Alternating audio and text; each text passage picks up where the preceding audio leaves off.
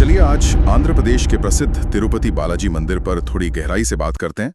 हमारे पास जो जानकारी है उसका शीर्षक है तिरुपति बालाजी, धन, रहस्य और चमत्कार। हाँ, और इसमें मंदिर की जो अपार संपत्ति है और उससे जुड़े जो अनसुलझे रहस्य और चमत्कार हैं, उन पर जोर दिया गया है। बिल्कुल, लक्ष्य यही है कि हमें सामग्री के आधार पर इन पहलुओं की पड़ताल करें।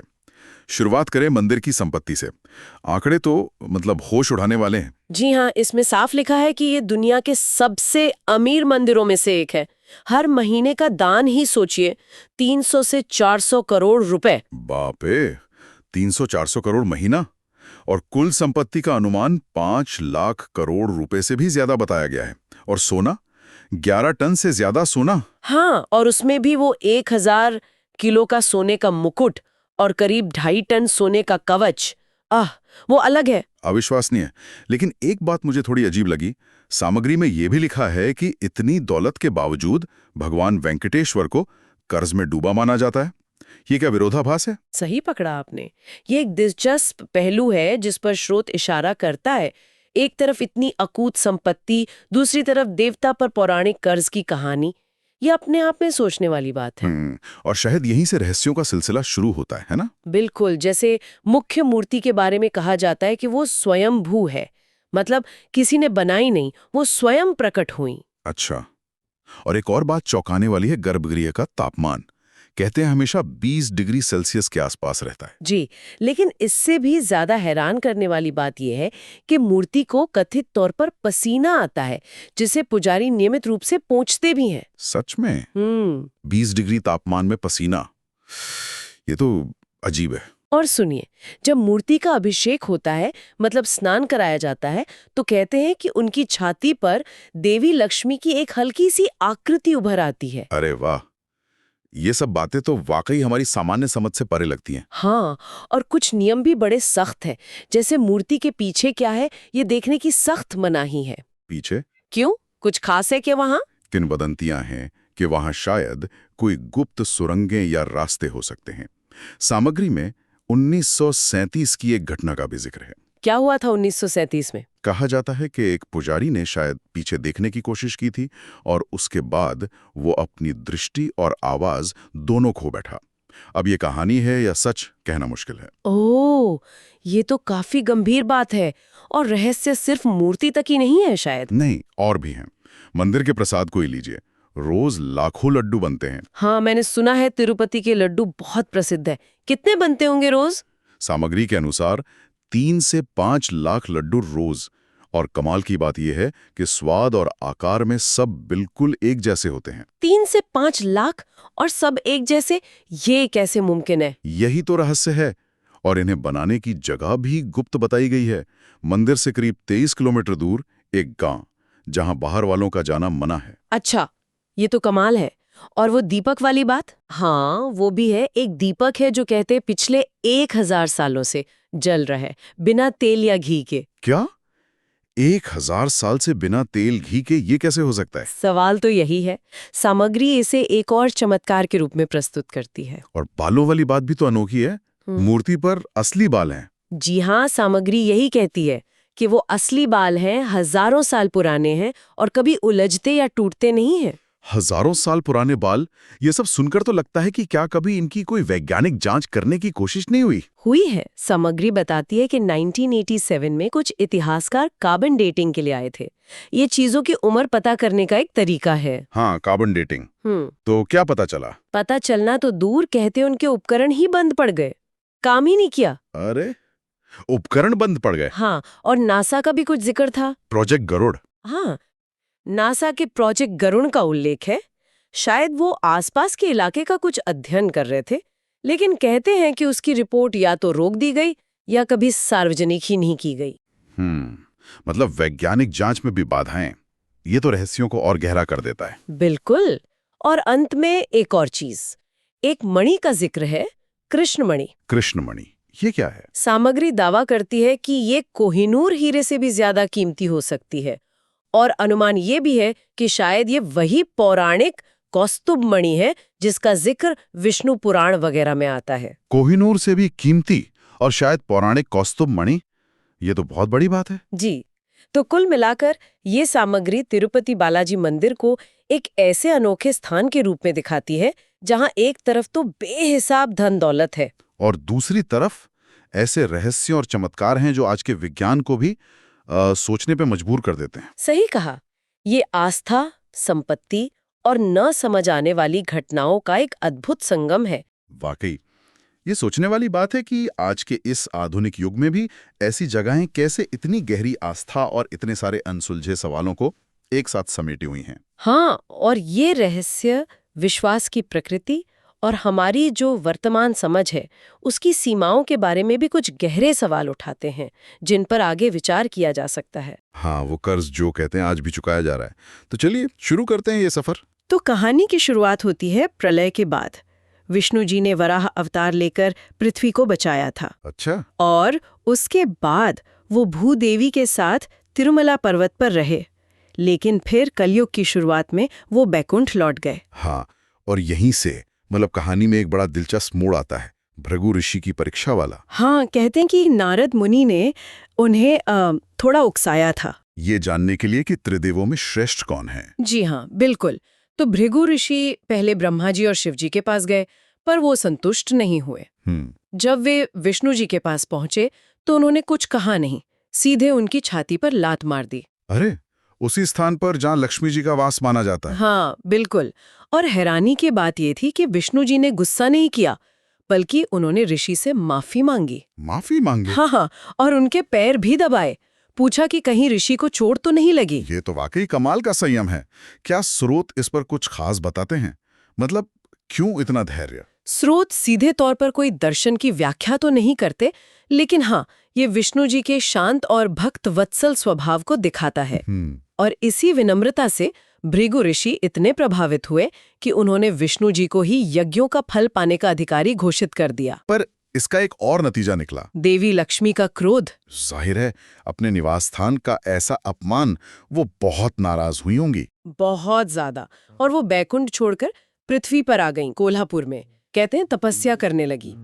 और विष्णु जी उनके बिना बैकुंठ में कैसे रहते हैं? रह ही नहीं पाए, वे भी उनकी तलाश में पृथ्वी पर आ गए। और पृथ्वी पर उन्होंने वेंकट पर्वत पर शरण ली, वो भी एक चींटी की बाम्बी में, मतलब मिट्टी के टीले में। हाँ, और यहाँ उनकी मदद के लिए शिवजी और ब्रह्मा जी ने गाय और बछड़े का रूप लिया। ये भी कहानी का एक अलग ही हिस्सा है। हाँ, ये गाय जो उस समय के चोल राजा की थी, वो रोज उस बाम्बी पर जाकर अपना सारा दूध चढ़ा लेती थी। बिल्कुल। जब चरवाहे ने देखा कि भाई गाय दूध ही नहीं दे रही, तो उसने पीछा किया और ये सब देख लिया। और गुस्से में आकर उसने गाय पर कुल्हाड़ी चला दी। हाँ, लेकिन विष्णु जी ने बाम्बे से निकलकर वो वार अपने सिर पर ले लिया। वो घायल हो गए। लेकिन उन्होंने चरवाहे को श्राप नहीं दिया, राजा को दिया। सही कहा, राजा को श्राप दिया कि राजा अगले जन्म में आकाश राजा के रूप में जन्म लेगा और उसे अपनी बेटी पद्मावती का विवाह श्रीनिवास से करना होगा। श्रीनिवास, जो विष्णु जी का ही रूप थे। जी हाँ, तभी उसे मुक्ति मिलेगी। यहाँ ये देखने वाली बात है कि कैसे एक गलती, मतलब गाय का ध्यान न रखने का नतीजा पीढ़ियों तक चला। तो फिर कहानी श्रीनिवास और पद्मावती के विवाह तक पहुंचती है, पर इतने भव्य विवाह के लिए धन कहाँ से आता? और यहीं आता है कुबेर से लिया गया कर्ज। श्रीनिवास ने विवाह के खर्चे के लिए धन के देवता कुबेर से, कहते हैं, बहुत भारी कर्ज लिया। अच्छा। और ये कहानी का सिर्फ एक हिस्सा नहीं है, ये एक बहुत अहम पहलू है जो आज भी तिरुपति मंदिर की परंपराओं से जुड़ा है। मतलब ये माना जाता है कि भगवान वेंकटेश्वर आज भी वो कर्ज चुका रहे हैं? हाँ, पौराणिक मान्यता तो यही है। इसीलिए भक्त जो भी चढ़ावा चढ़ाते हैं उसे उस कर्ज को चुकाने में मदद के तौर पर भी देखा जाता है। ये कथा सीधे मंदिर की दान प्रथा से जुड़ जाती है। अरे वाह, कहानी का ये पहलू तो आज की आस्था से एकदम सीधा जुड़ता है। हाँ, खैर, विवाह तो हो गया, पर जब लक्ष्मी जी को इस दूसरे विवाह का पता चला, लक्ष्मी जी और पद्मावती के बीच जाहिर है विवाद हुआ। अंत में इस स्थिति को सुलझाने के लिए कहते हैं कि लक्ष्मी और पद्मावती दोनों श्रीनिवास की पत्थर की मूर्ति में समा गईं। तो संक्षेप में अगर देखें, भृगु ऋषि की परीक्षा से शुरू हुई घटनाओं की कड़ी। हाँ, जिससे लक्ष्मी जी पृथ्वी पर आईं, विष्णु जी श्रीनिवास बनकर उनकी खोज में निकले। पद्मावती से विवाह हुआ। हाँ, और कुबेर से वो प्रसिद्ध कर्ज लिया गया। बिल्कुल। यहाँ सबसे आकर्षक बात ये है कि ये कथा न केवल भगवान वेंकटेश्वर के उस खास रूप को समझाती है जिसमें लक्ष्मी और पद्मावती दोनों का अंश है, हाँ। बल्कि उनकी पूजा के एक महत्वपूर्ण तत्व, उनके ऋणी होने की धारणा, उसको भी स्थापित करती है। और ये अंत में लक्ष्मी और पद्मावती का श्रीनिवास की मूर्ति में विलीन हो जाना, हाँ, जिसके बारे में कहा जाता है कि आज भी अभिषेक स्नान के समय उनकी झलक दिखती है। सही कहा। ये पूरी कहानी एक बहुत दिलचस्प सवाल छोड़ जाती है ना? हाँ। क्या कि कैसे दिव्य चरित्र भी मानवीय भावनाओं और परिस्थितियों का अनुभव करते दिखाए गए हैं। श्रोत क्या कहता है, कब बना ये मंदिर? देखिए, श्रोत के हिसाब से तो शुरुआत 825 ईस्वी के आसपास हुई। पल्लवों ने नींव रखी थी। अच्छा, पल्लवों ने? हाँ, और फिर 11वीं सदी में चोल शासकों ने इसे और बड़ा बनाया, इसका विस्तार किया। लेकिन एक जो बड़ा मोड़ आया वो था 1509 में।